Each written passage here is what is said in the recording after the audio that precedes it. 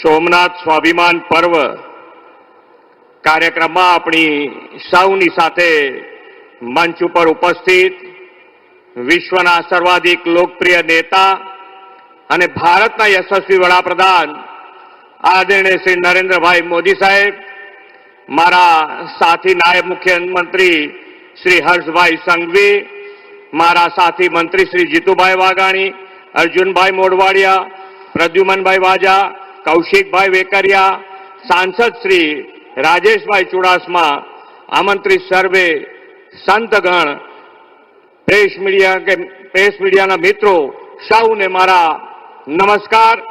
જય સોમનાથ. આદરણીય વડાપ્રધાનશ્રીના નેતૃત્વ અને પ્રેરણાથી ઉજવાઈ રહેલું સોમનાથ સ્વાભિમાન પર્વ દેશના આત્મસન્માન અને અતૂટ આસ્થા તથા અડગ સંકલ્પથી ઉજવણીનો અવસર છે. 12 જ્યોતિર્લિંગનું પ્રથમ જ્યોતિર્લિંગ આ ભગવાન સોમનાથનું મંદિર એ માત્ર મંદિર નહીં, ભારતના આત્માનું પ્રતીક છે. ઇતિહાસ સાક્ષી છે કે આ સોમનાથ મંદિર ઉપર છેલ્લા 1000 વર્ષમાં અનેક વાર બર્બર આક્રમણો થયા હતા.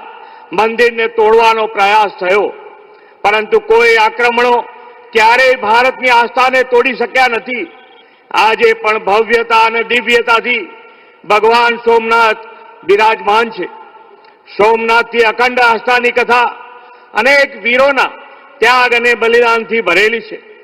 વીર હમીરજી ગોહિલ, ચૌલા દેવી, વેગડા ભીલ જેવા શૂરોએ પોતાના યોદ્ધાઓ સાથે સોમનાથ દાદાના રક્ષણમાં સર્વોચ્ચ બલિદાન આપ્યા હતા.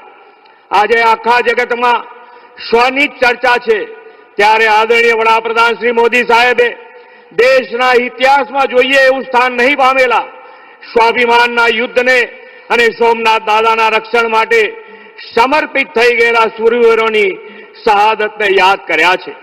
1000 વર્ષ પહેલા દેશની અસ્મિતા પર આક્રંતાઓએ કરેલા આક્રમણનો આપણા સ્વાભિમાનની યોદ્ધાઓએ પૂરા શૌર્ય અને સાહસથી જવાબ આપ્યો હતો.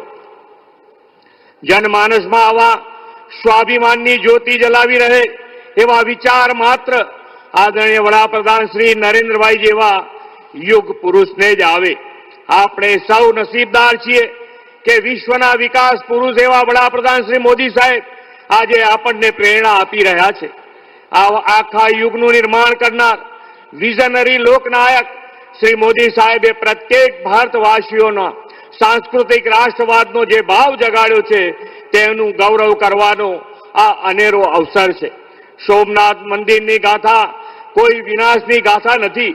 એ તો 1000 વર્ષથી આપણા અડગ સ્વાભિમાનની અને ક્યારેય અસત્ય સામે ન ઝૂકવાની વિરાસત છે.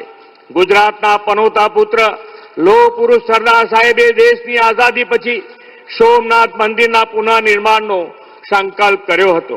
આ સંકલ્પને પૂર્ણ કરતું આજનું ભવ્ય મંદિર પથ્થર કે ઈંટોનું ચણતર નહીં, ભારતના આત્મવિશ્વાસ, આધ્યાત્મિકતા અને સરદાર સાહેબની દૃઢ સંકલ્પ શક્તિની વિરાસત છે.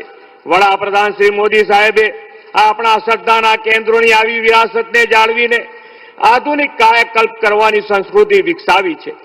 કાશી વિશ્વનાથ, કેદારનાથ, મહાકાલ, બાબા વૈદ્યનાથ ધામનો વિકાસ, અયોધ્યામાં ભવ્ય રામ મંદિર, પાવાગઢમાં મહાકાળી માતાને 500 વર્ષ પછી ધ્વજારોહણ, અંબાજી ધામનો સર્વાંગી વિકાસ અને સોમનાથ તલીમ સંગમ તથા સોમનાથ સ્વાભિમાન પર્વ.